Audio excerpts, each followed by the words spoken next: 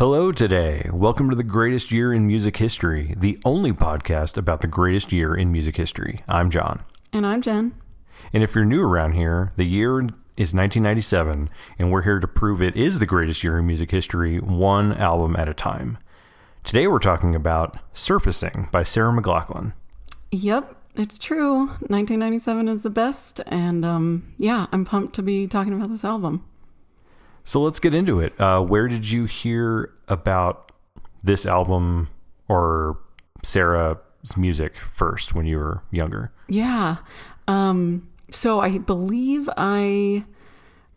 it's actually the first time I heard Sarah McLachlan was Building a Mystery. I'm sure it was on MTV. Sure. But there's something etched into my memory that I will never forget. It was the first day of sixth grade, and I was getting ready in the morning. So, I don't know, 7:30 a.m., 8 a.m., something like that. That's way too early. I know. But I knew that I had this tiny TV in my room at that age. Oh, yeah. Somehow. Oh, we all did. Yeah. And cable was hooked up to it. And I knew that MTV showed just music videos that early in the morning. It was the only way that I could get ready. Yeah. That was the ritual. Yes. Yeah. Exactly. So I put it on as I'm getting ready for the first day of sixth grade. And I'm sure it's etched into my memory because I was already so nervous to be going to a new school and a new grade and meet all these new people. And I'm a tween. Anyway, put on the TV. First music video is Quit Playing Games with My Heart by Backstreet Boys. Amazing. It was so good. And then the very next video was Sweet Surrender by Sarah McLachlan. Okay. And I'll never forget it. It made my day. I was like, oh, these are the two best songs I've ever heard, I guess. I don't know. And which music video? Because she has a few for this album. Mm-hmm. Most of them are just rack focus into close up. Yeah. Blurry, and then rack focus into a different close up. Which I think was the thing that year. Yeah, sure. Yeah. But there was one I was watching in research for here where it's kind of like I Know What You Did Last Summer. Where she kills someone. Yeah, well, I don't know what she's doing. I'm not going to judge Sarah. Listen. She takes that hairpin turn and takes out a kid, I think, on the car. It was abstract. Sure. Okay. It was abstract. I should look up, did this inspire I Know What You Did Last Summer? Or did the movie inspire the music video? Which came first? That's a good. So when did I Know What You Came? I know. Listeners, comment at Greatest Music Pod with the answer. Yes. What about you? When did you hear them first? It was probably MTV as well. I think just on. I mean, it wasn't really my jam during those times, right? You know? Yeah. But I never really, I didn't do a Sarah McLachlan deep dive in 97. No. Oh, okay. Which probably surprising to the listeners, definitely surprising to you, I'm sure. No, so that's the other thing is from the get-go, I loved her because I love singing and I love singing along, whether it's woman vocals or male vocals. Like I just love singing along to anything. That's true. But because she has such a beautiful angelic voice. I mean, the voice of an angel. The titular angel is her. This episode is really just us not only gushing, but just proving that she is an angel herself. She doesn't just sing the song Angel. Canadian angel. Yep. Yeah. But yeah, now that you've listened to it a bunch. Did listen to it a whole lot. Yeah. Tell me, so what's your favorite song? Oh, favorite song? I think, I don't know if it was a single or not, but there was one I gravitated towards that I think is called Black and White. I know you didn't just... You just stole my favorite song. Well, we have the same favorite song. What are you going to do? It's giving trip hop vibes. It's giving Thievery Corporation vibes. I mean that in the best way. And I didn't know, I'm thinking puppy commercials, Voice of an Angel, Arms of an Angel, all that good stuff. And then this like groove jazz bass line comes in with the drums and everything mixed with her voice. And that was like something I was not prepared for. I know. So I usually when we've been doing these, I'll listen to the whole record front to back and then most of the time immediately play it again. I didn't do that this time, but I did immediately play Black and White again a couple times while kind of writing some notes down. Wow. So that's definitely my favorite song, yes. which I stole from you. I'm so proud. Okay. So proud. Yeah. It's okay. We can share the same favorite song. It makes sense because it is. Right. We share a home. We share a favorite song on this album. Our favorite year in music history. Yeah. True. Yeah. No, I used to think Sweet Surrender was my favorite song, and it was, and I love basically every song on this album, but Black and White is definitely my favorite. I wanted to compare a couple songs. So to me, not only do I love her voice in Black and White, sure, and everything, but I also love the lyrics. So I wish we could play it. We can't because we don't want to get sued by Spotify or Sarah McLachlan or the record label. I think it's called Network or something that she's on. Sure. Yeah. But I couldn't find on the internet like what Black and White is really supposed to be about. So I'm just going to have my interpretation. It's like that Death Cab song, A Lack of Color. Yeah. Black and White. Thank you. Wow. We're only taking 5-star ratings. Play loudly in the in the background. Right, yeah. So Black and White to me is this like basically an explanation of being stuck in your people pleasing and your perfectionism, but trying to get out of that. Like, okay, I'm going to read some of the lyrics since we can't play the song, or pause this if you're listening and go listen to it because it's phenomenal. But here are the lyrics. So she said, it starts with unravel me, a distant chord. And then she goes back to that later and she says, unravel me, untie this cord. And she, in the middle, in between that, she's saying, everybody loves you when you're easy. Everybody hates you when you're a bore. Everyone is waiting for your entrance, so don't disappoint them. And how does that make you feel? Because okay, wait, but she's lying on Jen is lying on a couch. I am right now reciting lyrics into a pillow. So it made me think about "Perfect" by Alanis Morissette from Jagged Little Pill, which was not 97, but that's okay. We're going to talk about it. They can't all be winners. I know. So another proud Canadian. If you go back to Perfect, that song is more about like, she's saying, be a good girl. You've got to try a little harder. That simply wasn't good enough to make us proud. So Alanis is like talking about, I don't know, like how she felt with the pressure maybe, or how one would feel having the pressure of being perfect. And Sarah McLachlan in Black and White is like, I'm done. Untie this cord, right? Yeah. I think we solved it. Episode's over. Yeah. Thanks for listening. All right. Next episode. So what are other songs that stand out? Like to you, is this a no skip album or not? It's no skip. Building a Mystery is definitely up there, which I have to say, I stumbled upon a couple of really good nuggets of shinfo, as we like to call it. Sure. So I'm going to talk about that now. So I found out she, in her own words, she said Building a Mystery is basically about the fact that we all have insecurities to hide. And we often do that by putting on a facade. And then she said, unfortunately, if we just be who we are, that's usually the more attractive and beautiful thing, which I will cry right now, right on this couch.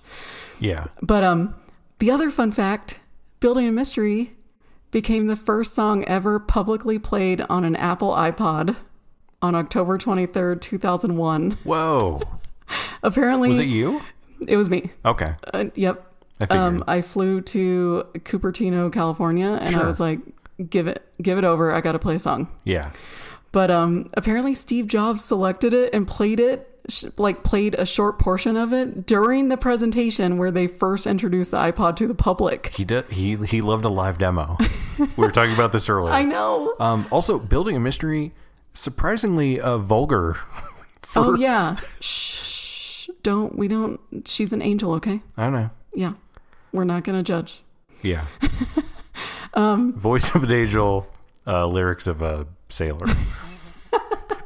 No, it's one word. I know. We can't say it here. But it comes out of nowhere. It's What? like a very sweet sounding song. Yeah. Lyric meaning aside.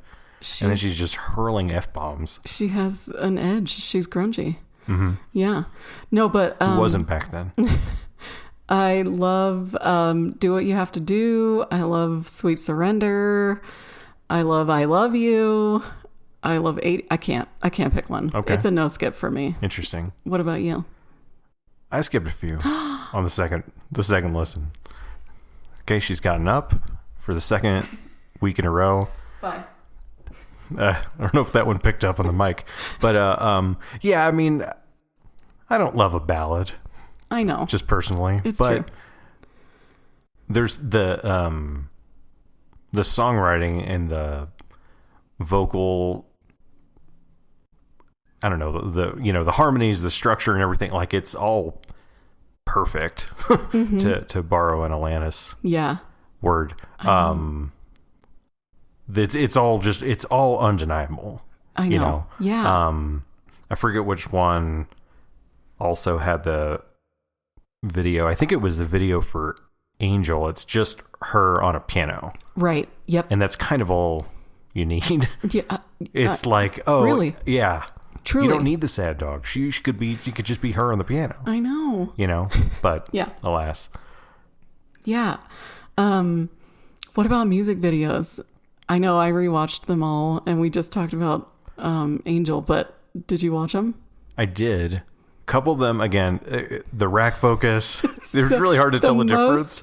I do like that it's like, just sing wherever you want. Like, you sing outside of this like wedding dress store, you're in a Subway, you're in a supermarket.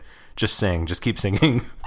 We'll just keep rack focusing in and out of shots all day long. But the I Know What You Did Last Summer homage, where she kills someone in a car. No, but... And then I think she like picks them up and like takes them to safety whilst singing. Angel, see? Proving it. Right, she's rescuing them. Mm-hmm. So that one I thought was funny. Yeah. Yeah, all three of those were just the most 90s I could ever imagine. They're pretty 90s. I truly had not seen them since the first day of sixth grade. So a floor-length skirt. But you know what? That reminded me of the Alanis Morissette video for, I think, Thank You? Where she's standing in the street and she may or may not be half naked. Remember that video? Yeah. I should have gone and watched it to compare, but I'm like, wait a minute, which came first? It had to have been Sarah McLachlan's. Right. Because if Thank You was on a later album. Yeah, it was. Wasn't on Jagged Little Pill, I don't think. Yeah. But we'll have our fact checkers. That's okay. Get on that. Yeah. Sarah McLachlan's an angel, so it's okay to, borrow from an angel. Mm-hmm. Yeah. So how do you compare this to her other albums? Admittedly, I don't really know many other ones. I know a little bit of the one before this. Same here. Because that was pretty popular? Yeah, same here. So Surfacing was my, what do you call it? Not a white elephant. That's a gift. That's a gag gift party. Hot elephant? What do you call it? A white whale? A white. But that's like you sought it out and then found it. Oh, no, it's always been near and dear to your heart. Yeah, right. Of course. Okay, never mind. Anyway, it's always been like the one, Surfacing. Mm-hmm. Apex Mountain, if you will. Yeah, there you go. That's what I meant. Bill Simmons, if you're listening.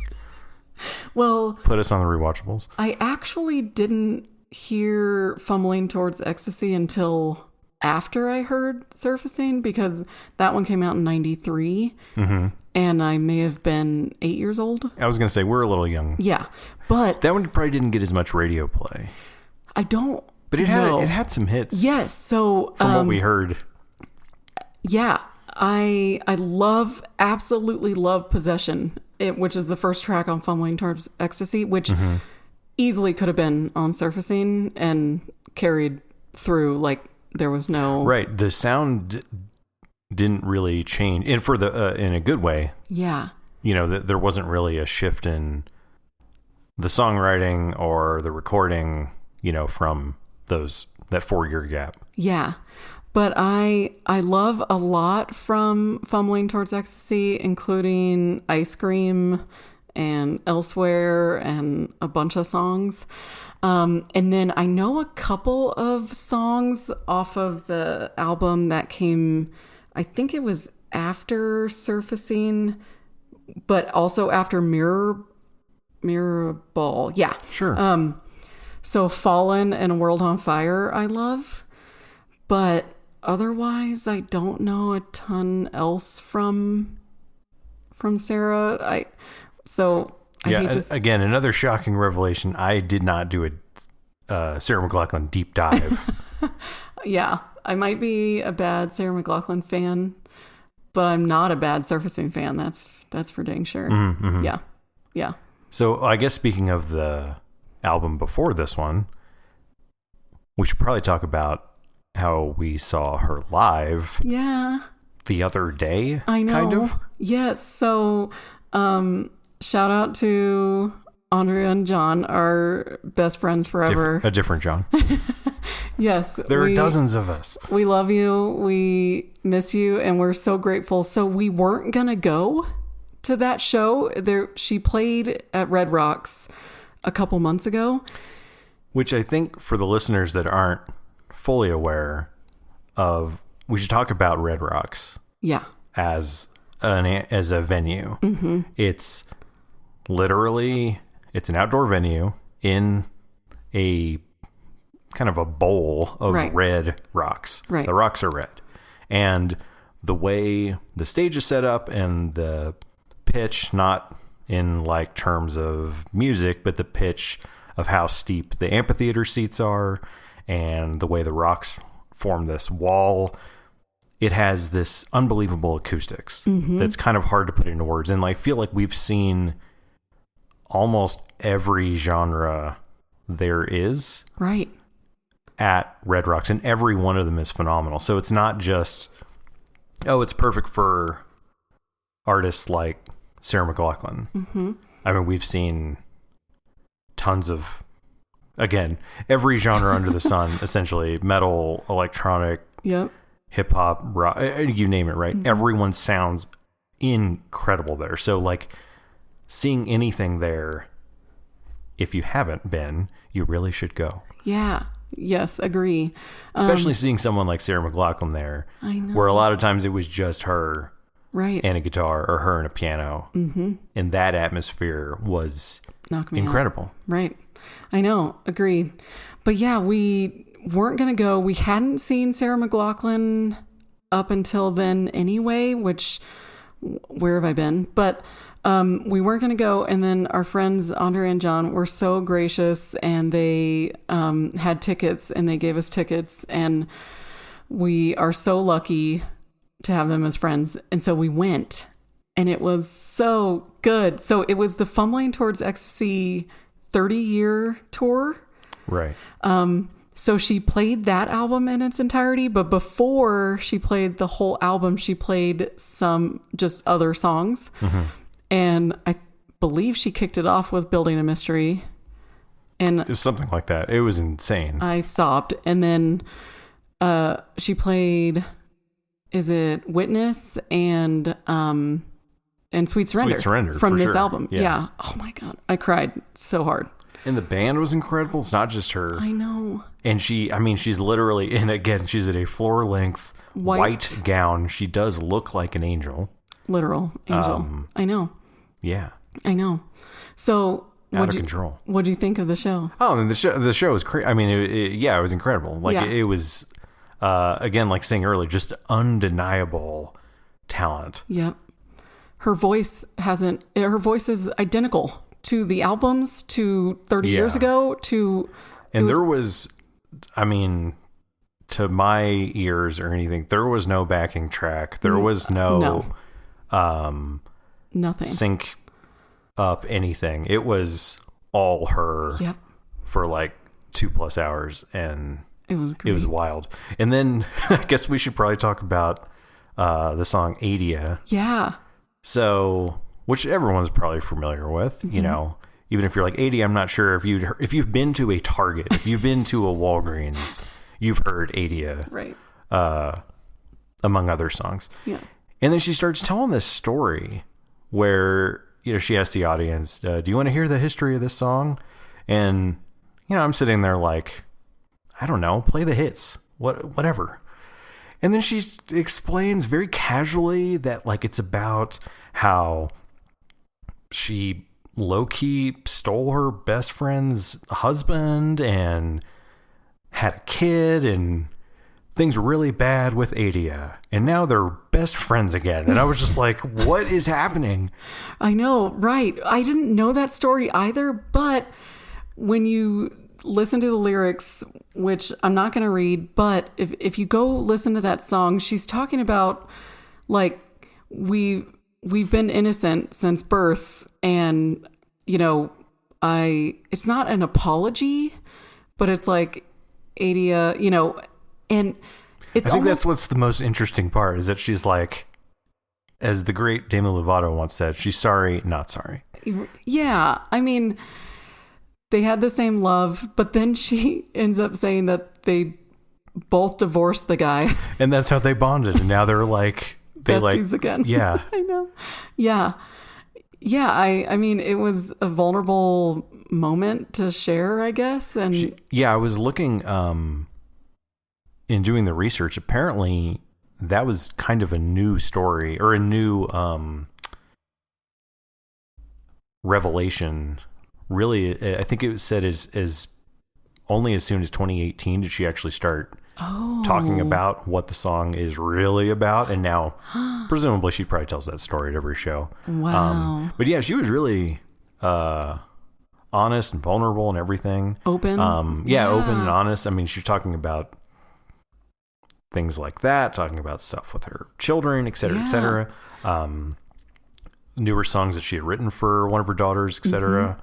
And just, you know, however many thousands of people, I don't know how much that venue seats. It's 10,000 or more or whatever. Yeah. You know, 90% of people are just in tears, including her. And me. And you. Yeah. And it was just, it was kind of hard to describe. I know. It was so good. Speaking of concerts, even though we just saw her in 2024, I have to talk about Lilith Fair. Oh, yes, of course. So let me explain something to you about Lilith Fair. All right, this is how it works. I'm kidding. I never got to go because I was, 12, 13 when it was on tour, but I did some digging. I wanted to go. I wish I were a few years older in 97. Then I could have gone to all these concerts in their like heyday. But anyway, I found out that, so in 1996, turns out Sarah McLachlan became frustrated with concert promoters and radio stations refusing to feature 2 female musicians in a row. So in response to that, she booked a tour herself with her and Paula Cole. And during that tour, a couple of the dates were called like the Lilith Fair for fun, I guess. And it includes Sarah McLachlan, Paula Cole, Lisa Loeb, and Michelle McAdory, formerly from Crash Vegas, which it sounds familiar. That sounds familiar, sure. But anyway, that tour was such a hit that the next year, aka 1997. Okay. Yes. She founded the whole Lilith Fair tour. And it apparently made like $16 million in gross profits and was the top grossing festival of that year. It continued in 98 and 99, and I'm sorry, not sorry. I have to read some of these artists that played in 97. It blew my mind. Okay, 97, main stage artists at the Lilith Fair. Okay. Fiona Apple, Tracy Bonham, Meredith Brooks, The Cardigans, Wow. Tracy Chapman, Paula Cole, Sean Colvin, Sheryl Crow, Indigo Girls, Amy Lou Harris, Jewel, Lisa Loeb, Sarah McLachlan, Joan Osborne, Susan Vega. That was just the main stage.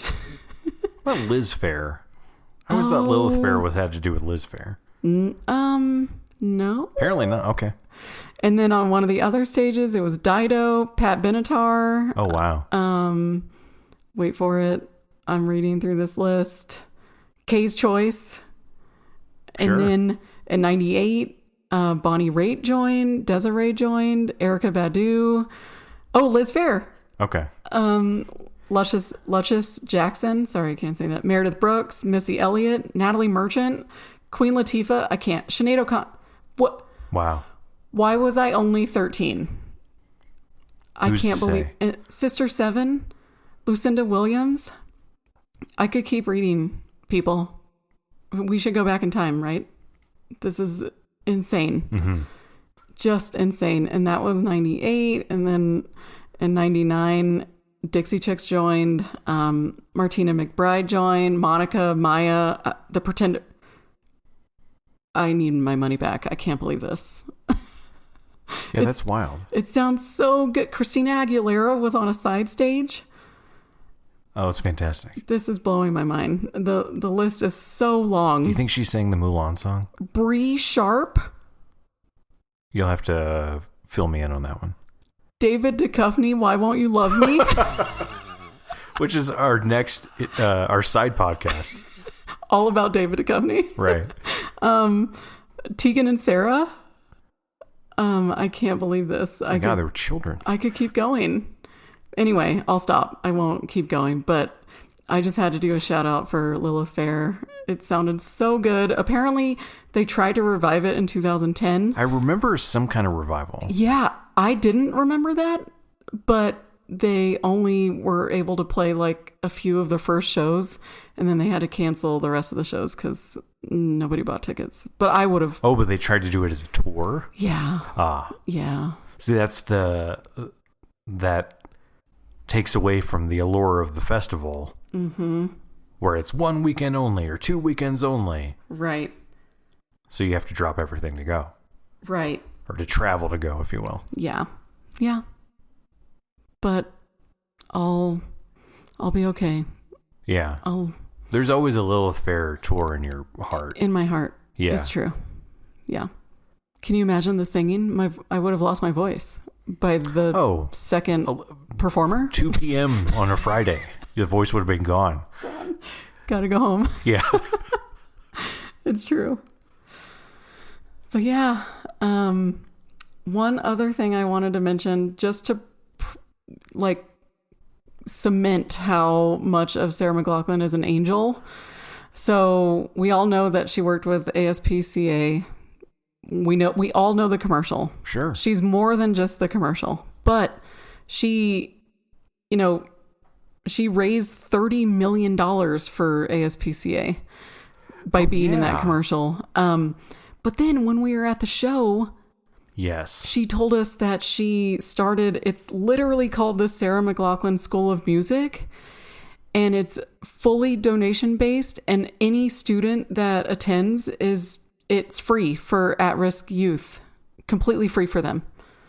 Yeah, that was unbelievable. And I think she had even said that a few bucks from each ticket for the entire tour was now not just ticket money, but like money that would have gone into her pocket was being put straight towards the school. Mm-hmm. So on top of the 85% off the top that Access takes. Yep. She could take the little bit that they left over to the artist.